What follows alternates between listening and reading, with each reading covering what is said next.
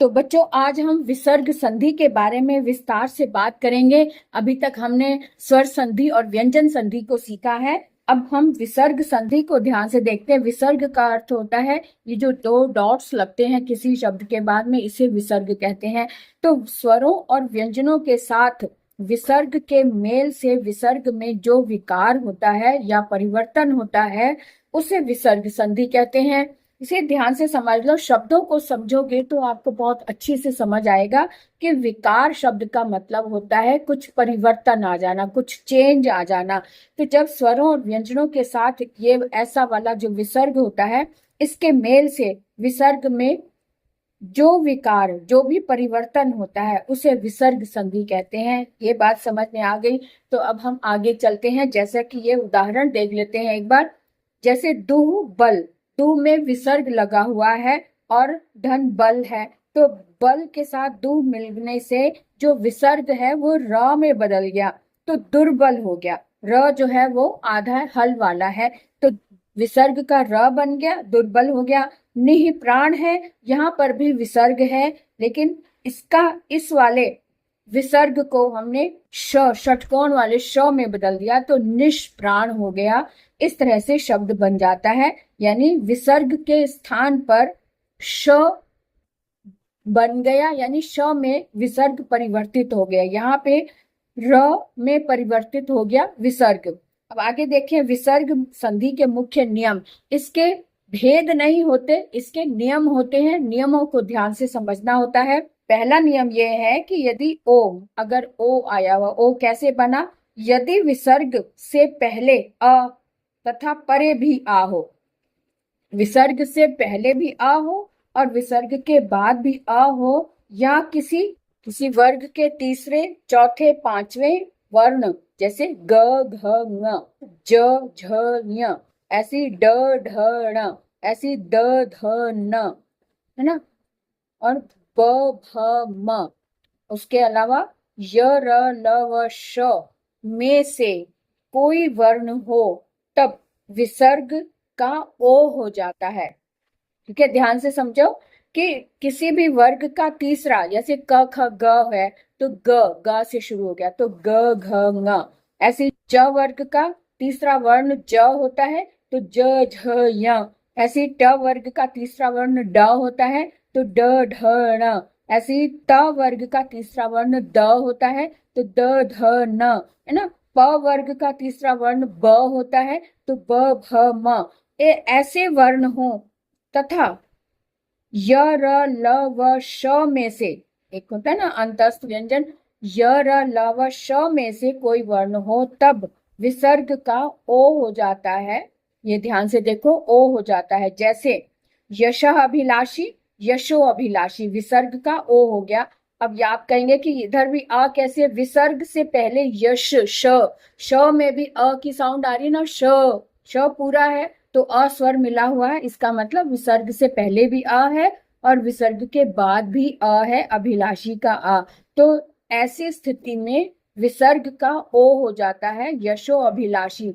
मनः अनुकूल, मनो अनुकूल, यहाँ पर भी मन, न में अ है और विसर्ग के बाद भी अ है, तो ऐसी स्थिति में मनोकूल हो गया। विसर्ग के स्थान पर ओ की मात्रा लग गई, मनोकूल हो गया। अब आगे देखें, और दूसरा नियम क्या है? विसर्ग लगा हुआ है, विसर्ग प्लस ग हो तब भी ओ हो जाएगा। अभी आपने यहाँ पे पढ़ा था ना कि किसी भी वर्ग का तीसरा, चौथा और पांचवा वर्ण हो, तो ये वर्ग का तीसरा वर्ण है ग, तो विसर्ग प्लस ग है, तो इसका भी ओ हो जाएगा। जैसे अधोगति, अधोगति, तमह गुण, तमोगुण। विसर्ग में प्लस अगर ब हो, तो ब भी तीसरा वर्ण है, प वर्ग का, प, फ, ब, है ना, तो ब भी तीसरा वर्ण है, इसलिए इसका भी विसर्ग के साथ मिलकर ओ हो गया। जैसे मनोह बल, तो मनोबल, तपह बल, तपोबल। इसी तरह से विसर्ग के बाद अगर र आया है, र अंतस्थ व्यंजन य, र, ल, व बताया था ना, इनमें से कोई हो, तो र, य, र, ल अंतस्थ व्यंजनों में से आया है, इसलिए विसर्ग के साथ र मिलकर भी ओ बन जाता है विसर्ग का। तो मनः रथ, मनोरथ, मनः रंजन, मनोरंजन। ठीक है ना। अब आगे और देखें, ये व आया है यानी य ल व में से आया है, तभी ओ हो जाएगा विसर्ग का। वयोवृद्ध, सरोवर, तपहवन, तपोवन। आप ध्यान देते जाओ कि इसमें जो इसके विसर्ग के बाद जो वर्ण आया है वो कौन सी श्रेणी में से, इसमें से है या नहीं, आप ध्यान दे सकते हैं खुद ही। तो तपहवन यर लव में से आया तो तपोवन। मनः विज्ञान, यहाँ भी व आया है, मनोविज्ञान। तपह भूमि, तो पफ ब में से आया है तो पफ ब भ, ब भ म, तो ब तीसरा है, भ चौथा वर्ण है, इसलिए यहाँ पर भी विसर्ग का ओ हो गया। तपोभूमि हो गया। तेजहमय, तेजोमय हो गया। पयोधर, पयोधर हो गया। सरहजा, सरोज हो गया। अब यहाँ पे भी ज आ गया तो च वर्ग का तीसरा वर्ण ज आया है, इसलिए विसर्ग प्लस ज हुआ तो विसर्ग का ओ हो गया, सरोज हो गया। यशः दा, ये भी द आ गया यानी त वर्ग का त थ द ध, तो द तीसरा वर्ण है, इसलिए यहाँ पर भी ओ हो गया, यशोदा हो गया। मनहनीत, तो मनोनीत हो गया। न है ये यानी कि ये मनोनीत या तीसरा, चौथा और पांचवा वर्ण में से कोई आया है तो न जो है पांचवा वर्ण है, तो इसलिए विसर्ग का ओ हो गया, मनोनीत हो गया। ऐसे तपह लाभ आ गया। तपोह लाभ, तपह लाभ यानी तपो लाभ, तो ल भी यर लव में से आया है तो इसलिए यहाँ पर भी विसर्ग का ओ हो गया।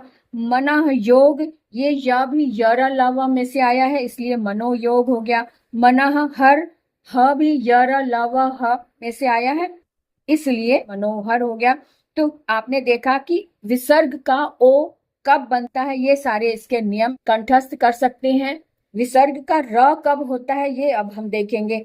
तो विसर्ग से पहले अ या आ यानी दीर्घ या ह्रस्व कोई भी आ हो विसर्ग से पहले, तब आ को छोड़कर कोई अन्य स्वर हो तब विसर्ग का र हो जाता है। पर नियम 2 में कि विसर्ग से पहले अ हो या फिर आ हो, दोनों में से कोई एक होना चाहिए, चाहे वो दीर्घ हो चाहे वो ह्रस्व हो, आ होना चाहिए। और उसके साथ में तीसरे, चौथे, पांचवें वर्ण जैसे ग, घ, ङ, ज, झ, य, ड, ढ, ण, द, ध, न, ब, भ, म अथवा य, र, ल, व, ह या फिर कोई स्वर हो, तो इनके अलावा कोई स्वर भी हो अगर विसर्ग के बाद, तब भी विसर्ग का र हो जाता है, जैसे आगे स्वर होने पर उसमें मिल जाता है। जैसे कि इधर आ आया विसर्ग प्लस आ, तब रा बन गया, क्योंकि आ जो है विसर्ग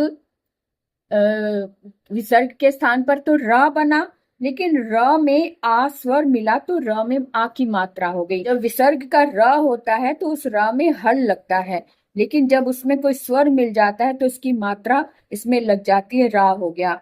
तो निह आशा, तो निराशा हो गया। निह का विसर्ग का रा बना, र में आ ये वाला स्वर मिल गया तो रा बन गया, निराशा हो गया। ऐसे ही विसर्ग धन ढ है तो ढ के ऊपर क्योंकि विसर्ग का र बना, र में के आगे कोई स्वर नहीं है इसलिए वो आधा र बना, तो आधा र जो है व्यंजन के ऊपर सिर के पर बैठ जाता है, तो इस तरह से बन गया। तो निधन, निर्धन, धा के ऊपर र लग गया, निर्धन हो गया। दुहजन, दुर्जन हो गया। निरर्थक, निरर्थक हो गया। यहाँ जो र बना था उसमें अस्वर मिलने के कारण र पूरा हो गया, उसका हल हट गया, तो र पूरा हुआ इसलिए र यहाँ पर लिखा हुआ आ रहा है, और ये वाला र पहले से ही है अर्थक, तो निरर्थक ये शब्द बन गया। निहि ईश्वर, तो निरीश्वर हो गया, क्योंकि विसर्ग का र बना, र में हल लगा हुआ है और इसमें ई स्वर मिला, तो र में जब स्वर मिला तो इसका हल हट गया और ई की मात्रा लग गई बड़ी ई, तो निरीश्वर हो गया ना। इस तरह से अब आगे देखो, अगर विसर्ग के बाद ऊ स्वर आए तो ऊ का रू हो जाएगा, क्योंकि र तो विसर्ग से बना और विसर्ग का जो र बना उसमें तो हल लगा हुआ है और ऊ उसमें स्वर मिलकर जब लग गया तो रू बन गया, तो निह उपाय, निरुपाय हो गया। वी है तो वी विसर्ग के बाद वी आया है, वी यर अलावा में से है, तो वी होने के कारण भी र बना, तो वी के ऊपर र बन गया, क्योंकि कोई भी व्यंजन से पहले अगर कोई आधा र बनता है, आधा र यानी हल वाला र होता है, तो वो कंधे पर इस तरह से बैठ जाता है, क्योंकि वो खड़ा नहीं हो सकता, वो आधा र है। तो निह विकार, तो निर्विकार हो गया। निह विसर्ग हट गया तो निर्विकार शब्द बना, है ना। उसके बाद देखो धू, धू आया है विसर्ग के बाद धू, है ना। त थ द ध न आया था ना, तो ये चौथा वर्ण है त वर्ग का, त थ द ध न। तो तीसरा वर्ण ध होने के कारण इसके विसर्ग को भी र हो गया, तो र के आगे कोई रा के आगे कोई भी स्वर नहीं है, इसलिए ये रा भी ऊपर कंधे पर बैठ गया और धू बन गया। तो निह धूम है, तो निर्धूम ये शब्द बना, निह धूम ये शब्द बना, है ना। आगे देखो विसर्ग के बाद व आया है, वा, है ना। तो वा भी यरा लवा में से है, तो इसलिए इस वा के कारण विसर्ग का रा हो गया। अब रा जो था, रा में कोई स्वर नहीं मिल रहा, इसलिए ये रा कंधे पर बैठ गया, ठीक है। तो आशीर्वाद, तो विसर्ग का र बना, तो रा को कोई भी स्वर नहीं मिला, इसलिए वो आधा का आधा ही रहा, और वो आधा होने के कारण वा के कंधे पर जाकर बैठ गया और इस तरह से शब्द बना आशीर्वाद। इसके अब आगे नियम और देखते हैं। तीसरा नियम है कि विसर्ग का श कब होता है। किसी विसर्ग से पहले कोई स्वर हो तथा बाद में च छ यानी च वर्ग का पहला और दूसरा वर्ण हो या फिर श हो, तब विसर्ग का श हो जाता है। जैसे विसर्ग के बाद छ आया है तो विसर्ग का श हो गया। निह छल, तो निश्छल हो गया। ये वाला जो विसर्ग के बाद जो श बना वो इस तरह से आधा श मिलकर निश्छल हो गया, विसर्ग हट गया, उसके स्थान पर श हो गया। उसके बाद देखो विसर्ग के बाद प्लस श आया है, तो इस श का भी श ही हो जाएगा। और निशंक है तो निशंक हो जाएगा, निशंक तो निशंक हो गया, विसर्ग के स्थान पर ये श लग गया आधा षड वाला, ठीक है। तो निशंक हो गया। अब आगे देखो चौथा नियम ये बताता है कि विसर्ग संधि में स भी हो जाता है। स कब होता है, जब किसी विसर्ग से परे त या स हो। परे का मतलब है कि उत्तर पद में, विसर्ग से पहले की बात नहीं हो रही, विसर्ग के बाद यदि त हो या स हो तब विसर्ग को स हो जाता है। जैसे विसर्ग प्लस त आया है तो इस विसर्ग का स हो गया, तो निह तेज तो निस्तेज हो गया। दुहतर दुस्तर हो गया। निह संतान तो निसंतान हो गया ना। इधर देखो विसर्ग के बाद स आया तब भी इस विसर्ग का स हो गया, तो निसंतान निसंतान। दुस्साहस दुस्साहस, इस तरह से शब्द बने कि हमने देखा कि श कब बनता है, स कब बनता है और षटकोण वाला श कब बनता है। इसका पांचवा नियम देखेंगे विसर्ग संधि का कि षटकोण वाला श कब हो जाता है ना। तो विसर्ग का श हो जाता है कब, विसर्ग से पहले ई या ऊ हो।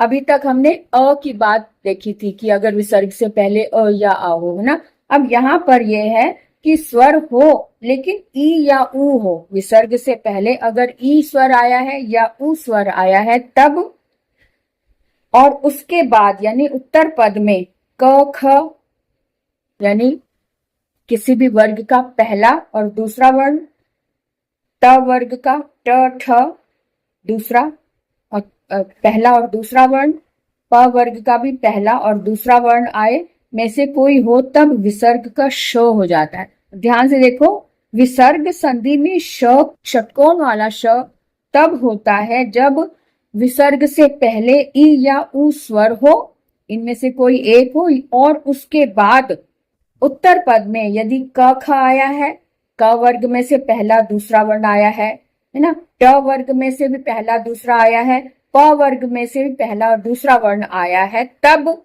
विसर्ग का श हो जाता है। जैसे निह कलंक, तो क वर्ग का पहला वर्ण है और इससे पहले विसर्ग से पहले ई स्वर आया है, न में ई लगा हुआ है ना, तो इसलिए हम कहेंगे कि न में ई लगा हुआ यानी ई स्वर आया है। विसर्ग से पहले ई स्वर आया है और उसके बाद क वर्ग का पहला वर्ण आया है, इसलिए विसर्ग को हटाकर हम षटकोण वाला श आधा लगा देंगे, निष्कलंक हो जाएगा। ऐसे निह काम है तो निष्काम हो गया, निह कपट है तो निष्कपट हो गया, दुह कर्म है तो दुष्कर्म हो गया, ठीक है। हमने देखा ध्यान से कि षटकोण वाला श कब बनता है, जब विसर्ग से पहले ई स्वर हो या फिर ऊ हो। अब जैसे यहाँ पे ई स्वर आया है और यहाँ पे दू आया, दू में यानी कि ऊ स्वर आया है, तो दोनों ही तरह के हमें उदाहरण देखने को मिले। ई आया है तो तब भी निष्कलंक हो गया, ऊ आया है तब भी ये विसर्ग का श हो गया, दुष्कर्म हो गया, है ना। तो इस तरह से अब आगे देखिए इसके थोड़े से और उदाहरण। विसर्ग के बाद यदि प हो तब भी श हो जाता है। दुह प्रवृत्ति, दुष्प्रवृत्ति। चतुः पद, चतुष्पद हो गया। निह प्राण, निष्प्राण हो गया, है ना। इसी तरह से विसर्ग के बाद यदि फ आया है, प वर्ग का दूसरा वर्ण फ आया है तब भी श हो जाएगा। और विसर्ग के बाद यदि ट वर्ग का पहला वर्ण आया तब भी श हो जाएगा। इसके उदाहरण देखो, निफल, निष्फल। धनु टंकार, धनुष टंकार। इस तरह से इसके उदाहरण हमने देखे कि षटकोण वाला श कब बनता है। का छठा नियम क्या कहते हैं, इसमें विसर्ग का लोप हो जाता है। लोप यानी कि गुम हो जाता है विसर्ग। कब गुम होता है, यदि विसर्ग से पहले अ अथवा आ यानी ह्रस्व आ हो या फिर दीर्घ आ हो, और उसके बाद उत्तर पद में यदि कोई भिन्न स्वर अ आ को छोड़कर कोई और स्वर आए तब, यानी विसर्ग गायब हो जाता है। जैसे अतः एव है तो अतएव हो गया, है ना। अतः विसर्ग से पहले अ आया है और इसके बाद अ को छोड़कर कोई और स्वर, यानी कि दोनों तरफ स्वर होना चाहिए। ए है अ को छोड़कर, तो अतएव हो गया, विसर्ग का लोप हो गया, अतएव हो गया। नियम 7 में ये बताया है कि विसर्ग का लोप तो होता ही है, साथ में पूर्व स्वर का दीर्घ हो जाता है। यदि विसर्ग से पहले कोई स्वर आया है तो वो दीर्घ हो जाता है। कैसे? यदि किसी विसर्ग के आगे अर्थात उत्तर पद में र हो तब विसर्ग का लोप हो जाता है और उसके पूर्व स्वर को दीर्घ हो जाता है। तो विसर्ग से पहले अगर जो भी स्वर आया है उसका दीर्घ हो जाता है। कैसे? निह रस है तो निह विसर्ग से पहले ई स्वर आया है और इसके बाद र आया है, तो र होने के कारण इस विसर्ग का लोप भी हो गया और जो ये ई की मात्रा है, ये छोटी ई की मात्रा लगी है, इसका दीर्घ अर्थात बड़ी ई हो जाएगा, यानी नीरस बन जाएगा। निह रस को नीरस बना दिया, तो निह रोग तो नीरोग हो गया। निह रोग तो नीरोग। ध्यान रखो कि निरोग शब्द जब लिखा जाता है मिलाकर तो उसमें बड़ी ई की मात्रा आती है, नीरस में बड़ी ई की मात्रा आती है। अगर आप छोटी की मात्रा लगते हैं लगाते हैं तो वो रॉन्ग होता है। इन्हीं चीजों से आपने समझना है कि बड़ी ई की मात्रा नीरस में लोग ज्यादातर निरोग में छोटी की मात्रा लगाते हैं, जो कि गलत होता है। तो नीरोग, निरोग को नीरोग बन गया, निहरव को नीरव, इस तरह से शब्द बन गए क्योंकि ये विसर्ग संधि के अंतर्गत आता है। नीरव, नीरोग और नीरस, जब भी ये वाले शब्द देखो तो आप कुछ समझ जाओ कि ये विसर्ग संधि से बना हुआ शब्द है। तो आज हमने विसर्ग संधि को अच्छे से समझा, उसके उदाहरण देखे, उसके नियम देखे और आप जितना हो सके इसका अभ्यास करें। जितना अभ्यास करेंगे तभी ये अच्छे से वो मिक्स हो जाएगा, हमारे दिमाग में वो घुल जाएगा, चीनी की तरह, दूध में चीनी के जैसे। तो चीनी के जैसे घोलने के लिए इसका अभ्यास जरूरी है। उसको बोलो, अगर आपके पास कोई भी आपके क्लास का कोई बच्चा है जो नहीं समझ पा रहा तो उसे आप समझाएं, बार बार समझाएं और खुद भी जितने उदाहरण दिए हुए हैं उसकी लिस्ट अपनी कॉपी में लिखें, बनाएं अपनी रफ कॉपी में और उसको सॉल्व कर करके देखें कि इसका विसर्ग का श कैसे बना, षटकोण वाला श कैसे बना, स कैसे बना या लोप कैसे हुआ। ये सारी बातें अभ्यास से ही समझ आएंगी। तो आज हमने विसर्ग संधि को विस्तार से समझा और आप अगर कहीं पर भी अटकते हैं, कोई बात भी समझ, छोटी से छोटा कण भी अगर आपको लगता है कि ये कैसे हुआ, तो आप कमेंट में लिख कर जरूर पूछें, आपको उत्तर जरूर मिलेगा। और आज के लिए हम यही विराम लेते हैं। अगले वीडियो में फिर से मिलेंगे नए टॉपिक के साथ। अगर आपके पास कोई ऐसा टॉपिक है जो आप समझना चाहते हैं, कमेंट में लिखकर जरूर पूछें, तो आपको नए वीडियो में आपके टॉपिक के अनुसार हल जरूर मिलेगा। तो आज के लिए विराम लेते हैं। Bye bye. अगर आपने अभी तक सब्सक्राइब नहीं किया तो जल्दी से सब्सक्राइब कर दो, लाइक कर दो और शेयर करना ना भूलें। कमेंट करके मुझे ज़रूर बताएं कि आपको ये वीडियो कितना पसंद है, क्योंकि यहाँ पर मैं हर वो बारीकी बात बताती हूँ जो किताबों में भी नहीं दी होती है। आपका ध्यान इस ओर दिलाने का पूरा प्रयास करती हूँ कि जो बारीकियाँ हैं उस तरफ भी आप ध्यान देखें। जैसे यहाँ पे नी रोग लिखा हुआ है तो नी की मात्रा बड़ी ई की मात्रा क्यों लगी है, नी रव है। इस तरह की छोटी छोटी बातें ज़रूर बताई जाती हैं। आपको ये सब जानने हैं तो इस चैनल को आप सब्सक्राइब करें, लाइक करें, साथ में अच्छा सा कमेंट करें और अपने दोस्तों तक भी इस वीडियो को शेयर करें, अधिक से अधिक शेयर करें। तो आज के लिए इतना ही, फिर मिलेंगे। Bye bye.